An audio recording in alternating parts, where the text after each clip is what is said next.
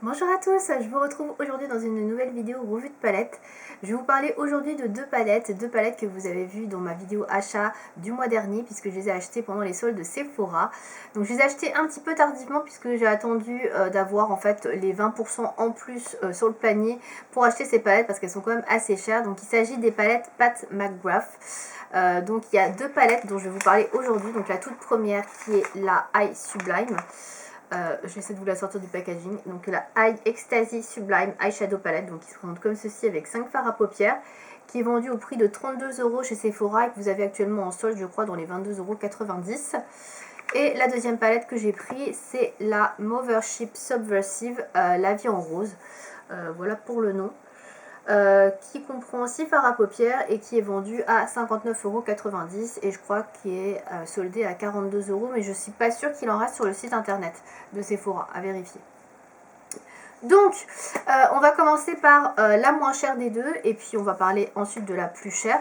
Alors tout d'abord, j'ai acheté ces palettes chez Sephora, on va dire sans grande conviction, mais voilà, Pat McGrath, c'est pas une marque qui m'attirait vraiment beaucoup. Je sais qu'on en entend beaucoup parler, on entend parler de la qualité des fards à paupières, c'est limite, il n'y a pas mieux, quoi, voilà. Même Natasha Denona à côté, c'est naze. Mais voilà, il y a eu beaucoup de battage médiatique, entre guillemets, autour de cette marque qui est quand même vraiment pas donnée. C'est quand même une marque assez chère, très chère. Et du coup, j'ai voulu me faire mon avis un petit peu sur ces palettes. Et c'était l'occasion, puisqu'avec les soldes, j'ai pu les avoir quand même à prix beaucoup plus abordable. Donc on va commencer par la palette la moins chère de la gamme. Donc ça c'est vraiment la palette entrée de gamme qu'on peut trouver chez Pat McGrath. On peut le voir au packaging qui est plastifié, qui n'est pas hyper qualitatif, qui fait un peu cheap peut-être pour certaines. Mais bon, c'est pas très grave. Derrière vous avez la composition de la palette. Vous avez les 5 noms des fards à paupières qui se trouvent dedans. Donc vous avez Sinful, Gold Nectar, Sextrovert, Illicit et Corruption. Donc ce sont 5 fards qui font 1 gramme chacun, donc c'est pas non plus nul au niveau de la contenance. J'ai vu des vidéos des personnes qui disaient que les fards étaient rikiki, que c'était des échantillons, mais regardez la taille des fards Anastasia Beverly Hills, on est sur 0,9 grammes, c'est en dessous de ça, donc franchement ça n'a rien d'honteux quoi. Après que vous trouviez ça cher pour le prix, bon, c'est une autre histoire. Mais en tout cas, en termes de quantité, on est vraiment sur des fards de taille voilà, tout à fait standard. Comme je le disais également, c'est à peu près la taille d'un fard Morphe dans une palette classique, quoi.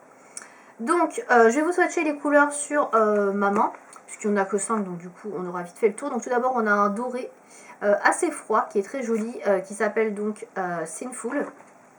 Si je dis pas de bêtises, hein, parce que j'essaie de reprendre dans l'ordre. Vous voyez, il est hyper lumineux. Un très joli doré métallisé. Ensuite, vous avez un marron foncé, comme ceci. Alors celui-ci, il est presque mat, mais il a quelques micro-paillettes, il a quelques reflets dorés dedans. Donc qui se présente comme ceci, et qui s'appelle Illicit. Ensuite, vous avez un fard, j'aurais dû prendre un truc pour essuyer mes doigts, si j'en ai un à côté, hop, parce que sinon je vais avoir les doigts dans un état. Donc à côté, vous avez ce petit fard cuivré qui s'appelle Gold Nectar, donc qui se présente comme ceci. Donc je vais le mettre à côté du premier doré que j'ai fait. Voilà, très très joli fard doré, métallisé également.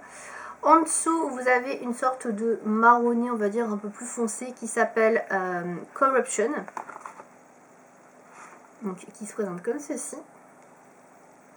Je vais le mettre à côté du marron. Voilà. Et enfin, le dernier fard de la palette, que vous voyez tout au bout, qui s'appelle Sextrovert, qui est une sorte de marron, ouais, un petit peu marron, ouais. Je ne saurais pas trop comment vous décrire la couleur, je vais le mettre à côté des marrons du coup. Mais pareil, qui est assez irisé, métallisé, donc que j'ai mis ici. Donc voilà la composition de la palette. Donc vous pouvez le voir, c'est des tonalités quand même qui sont assez neutres dans les tons chauds, dorés, etc. Le premier doré est quand même un peu plus froid, je trouve, que chaud. Enfin, c'est un doré pour moi qui est plus froid que chaud. Moi, je préfère, hein, c'est le genre de tonalité que j'aime. Alors, comme vous pouvez le voir, c'est vraiment des fards qui sont très pailletés, très irisés, très métallisés. Il n'y a que le fard marron qui est un petit peu plus mat, le marron très foncé. Alors, clairement, bon, je vais faire la revue tout de suite. Hein, je vais pas faire les deux séparés puis vous faire point positif, point négatif. Là, je vais vous faire tout d'affilée, point positif, point négatif sur cette palette. Alors clairement pour moi les points positifs de la palette, alors les couleurs sont magnifiques. C'est clairement des fards très très très bien pigmentés. Il n'y a pas besoin de passer plusieurs fois pour prendre du pigment.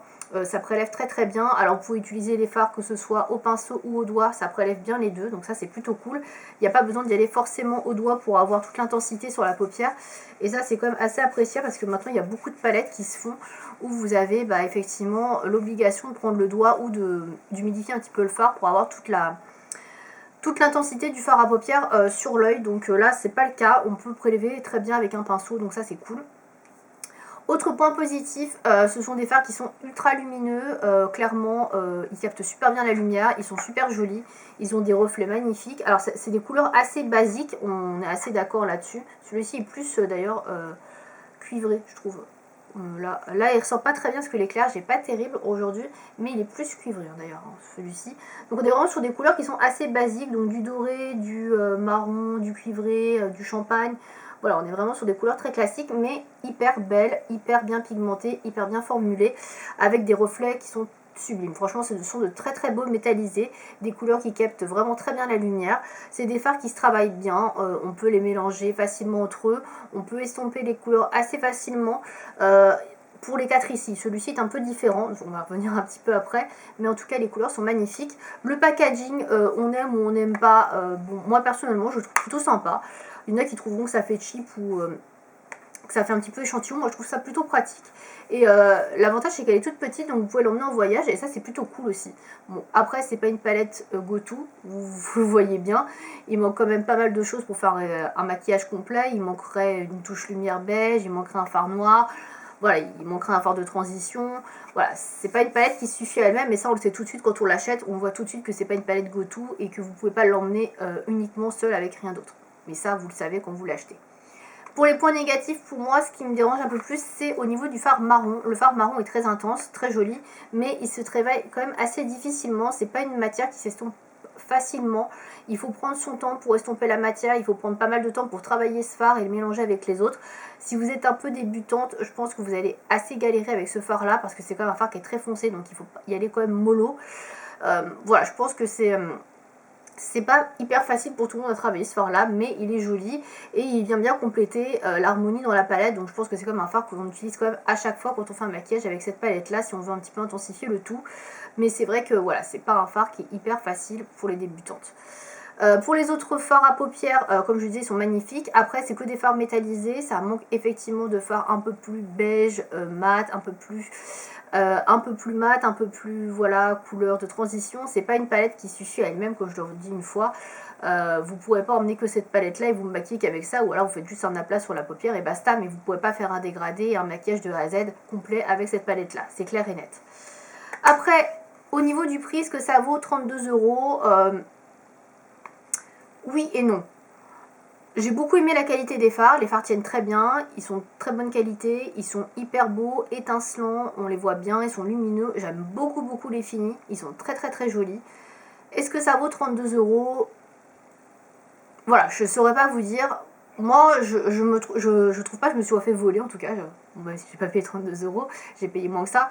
Clairement, au prix où je l'ai payé, c'est-à-dire j'ai dû le payer dans les 17 euros, je crois, la palette, puisque j'ai vu une promo après en plus dessus. Pour 17 euros, c'est très bien. Honnêtement, je suis super contente de mon achat, je la trouve très bien. Pour 32 euros, ça se discute. Si vous n'avez pas de couleur comme ça, si vous n'avez pas de phare métallique, lumineux comme ça, et que vous avez envie d'avoir des phares de très bonne qualité, qui sont extrêmement lumineux, beaux, faciles à travailler, oui, pourquoi pas. Mais si vous avez déjà beaucoup de palettes, ou que vous n'avez pas un gros budget, c'est pas forcément nécessaire de mettre 32 euros là-dedans, ça peut être un peu cher. Donc voilà, ça dépendra de votre bourse, ça dépendra de ce que vous voulez faire, ça dépendra de votre budget, mais la palette pour moi n'est pas nulle, je la trouve vraiment très intéressante et jolie, donc moi j'en suis contente, globalement j'en suis contente. Voilà, on va passer à la deuxième palette du coup, qui est la Mover Subversive, donc qui est cette palette là. Alors au niveau du packaging, on n'est pas du tout sur la même chose, au niveau du prix non plus, c'est une palette qui coûte 60 euros, l'autre coûtait 32, donc il y a quand même une différence pratiquement du double au niveau du prix. Au niveau des fards à paupières, là on est sur des grammages qui sont beaucoup plus gros, puisqu'on est sur 2 grammes par fard, donc le double de ce qu'on a dans la petite palette. Alors 2 grammes par fard c'est quand même pas mal, hein, on a quand même beaucoup de matière. beaucoup plus que dans plein d'autres matières, plein d'autres palettes, pardon. Au niveau de la fermeture, je trouve ça assez sympa, sauf que moi ça s'est cassé direct, donc je peux pas la fermer. Voilà, c'est dommage, que c'était très joli, mais moi ça s'est craqué direct. Dès que je l'ai ouvert, le premier... Dès que je l'ai reçu, je suis ouvert, crac, ça s'est craqué direct. Dommage, mais bon. Après, au niveau de l'ouverture, ça s'ouvre un petit peu comme une sorte de bouquin, entre guillemets. Moi, je trouve ça plutôt sympa, c'est aimanté, c'est plutôt joli. Vous avez un petit miroir et vous avez 6 fards à paupières dans celle-ci. Donc, un phare de plus que dans la palette que je vous ai montré avant. Mais les fards, vous pourrez le voir, sont beaucoup plus gros. Il n'y a pas photo. Là, on est sur 2 grammes, donc je disais le double au niveau de la quantité. Alors, je vais essayer de vous la montrer sans trop vous éblouir, parce que le miroir, je ne peux pas trop le cacher. Donc, voici les 6 couleurs qui composent cette palette. Donc, les couleurs, vous avez les noms qui sont ici sur le petit papier. Donc, si vous faites des tutos comme moi, je vous conseille de garder les noms, sinon vous allez galérer. Je vais vous donner les noms des couleurs. Donc, tout d'abord, vous avez Pale Fire qui est ici. Ensuite, vous avez Purple Rain. Pardon, je crois que c'est le contraire. C'est vrai que c'était pas marqué. Ouais, c'est ça. Alors, c'est le contraire. Pardon. Donc, ici, c'est Pale Fire, Purple Rain, Gold Nectar. Ensuite, vous avez en dessous Paranormal, Rose Risqué. Et le tout dernier, l'espèce de violet taupe grisé, Euphoria. Voilà. Donc, je crois que je me suis gourée d'ailleurs dans le nom des fards, parce que moi, j'avais mis la... Donc, j'avais mis le truc comme ça. Bref, peu importe, c'est pas très très grave. Au niveau des swatchs, je vais vous les swatcher l'un après l'autre, comme ça vous allez pouvoir voir comme pour la première. Donc tout d'abord, le tout premier, le Pale Fire, qui est une sorte de corail rosé. Ouais, c'est une sorte de rose corail irisé, nacré, très jolie couleur. Ensuite, vous avez le violet assez intense, Purple Rain, qui est plutôt un violet mat pour le coup. Et il a quand même des sous-tons un petit peu nacrés. Donc voilà. Ensuite, vous avez la troisième couleur Gold Nectar, qui est comme ceci, donc qui est un doré. Hein. Très intense. Alors celui-ci c'est un doré chaud, contrairement à celui que vous aviez dans la palette que je vous ai montré juste avant. Celui-ci est vraiment plus chaud. Ensuite, vous avez le Paranormal, qui est un violet lit de vin. Voilà, très foncé. Et mat pour le coup. Voilà. Plus lit de vin que violet. Ensuite, vous avez un rose très flashy qui s'appelle le Rose Risqué, qui est pareil, plutôt mat. Donc qui est ici. Alors j'ai un peu swatché à l'arrache. Voilà, qui est comme ça. Et enfin, la dernière couleur qui s'appelle Euphoria, qui est une sorte de... je ne saurais pas trop comment la décrire, de violet. Un peu bourgondi, nacré, métallisé, ouais, voilà, avec plein de reflets. Voilà, qui est ici. Voilà, je ne saurais pas trop décrire la couleur, donc comme ça vous voyez un peu. Donc voici les couleurs qui composent cette palette. Donc c'est une palette qui est clairement, comme son nom l'indique, autour de la couleur rose, violacée. Donc c'est vraiment les couleurs très girly. Je suis maquillée avec aujourd'hui. Voilà, je vous montre mon maquillage. Je crois que j'ai fait un maquillage assez ressemblant sur le blog, donc vous pourrez le voir également sur le blog, ça vous dit. Mais voilà, ce que j'ai fait aujourd'hui, j'ai utilisé le violet foncé, le rose flashy, le petit corail rosé en coin interne. Voilà, c'est les 3 couleurs que j'ai utilisées dans cette palette pour ce maquillage là. En général, j'utilise les couleurs par 3 quand je me maquille avec. Je trouve que ça se marie bien par 3. Après les autres nuances, voilà, je trouve que ça va moins bien ensemble. Après, c'est comme ça que moi je l'utilise. Alors, au niveau des points positifs de cette palette, alors moi j'aime beaucoup le packaging déjà. Je trouve que le packaging est super joli. Alors après, le dessin en soi, etc. Bon, c'est pas trop ma cam, mais je trouve que ça fait quand même assez qualitatif. Bon, ça c'est dommage que ce soit cassé, clairement. Mais sinon, ouais, ça fait quand même assez qualitatif. Il y a un miroir qui est super pratique pour se voir, pour se maquiller. Vous avez les fards. Non, moi j'aime beaucoup le packaging. Je pense qu'il a l'air assez robuste pour être pris en voyage. La palette est pas trop grosse, pareil, donc ça fait la taille de ma main. Ça, c'est plutôt cool. Au niveau des fards à paupières, je les trouve très très bien pigmentés, une fois de plus, comme pour la première. Les couleurs sont vraiment très jolies. On a plus de variété, c'est-à-dire qu'on a plus de mat sur celle-là. On a quand même 2-3 mats. Et les trois autres sont plus irisés, nacrés. Donc ça, c'est plutôt pas mal d'avoir plusieurs textures, d'avoir plusieurs fards de textures différentes. On peut faire vraiment des maquillages plus intéressants, je trouve. Et voilà, c'est beaucoup plus sympa. Au niveau de, pareil, de la quantité de fard, 2 grammes par fard, c'est une super bonne quantité. C'est des gros fards, je pense qu'on en a pour un bon moment avant d'arriver à finir un fard, donc ça c'est cool aussi. Au niveau des fards, je les trouve pareil que pour la première palette, super facile à prélever, que ce soit au doigt ou au pinceau. Les fards irisés, il n'y a pas de problème pour les prendre au pinceau. Vous avez une belle intensité également avec, ils sont un petit peu crémeux, soyeux, notamment pour le doré et le petit corail qui est ici. Voilà, c'est des fards qui se prélèvent super bien et qui sont un petit peu, ouais, texture crème soyeuse et qui sont super intenses, très très jolis. Les fards mat, pareil, sont assez faciles à dégrader. Peut-être un peu plus compliqué pour les couleurs ici, qui sont vraiment très foncées, ou qu'il faut vraiment prendre du temps pour le dégrader. Là, le violet, j'ai pris pas mal de temps pour le travailler. Mais sinon, c'est des couleurs qui se font bien ensemble, qui se travaillent bien entre elles et qui tiennent très très bien. J'adore les couleurs proposées, je trouve qu'elles se marient très bien entre elles et qu'elles sont toutes vraiment hyper intéressantes. Pour les points négatifs, alors pour ma part, alors ça va être vraiment personnel par rapport à ma palette, mais voilà, ça tient pas la route. Un peu déçu quoi du coup, j'aurais mis un truc qui soit un peu plus robuste, que ça se casse pas au premier coup. Après, autre petit point négatif, peut-être le fait de ne pas pouvoir retirer le miroir ou de le cacher un peu plus. Voilà, bon ça c'est dans les goûts. Au niveau des couleurs choisies, alors les fards mat sont un peu difficiles encore une fois à travailler pour certains. Il faut quand même pas mal mettre de temps pour dégrader notamment les deux violets qui sont foncés ici. Voilà, ça remet de patience et il faut beaucoup estomper pour avoir un résultat qui est assez naturel ou joli. Mais sinon, ce sont des fards qui sont vraiment très bien.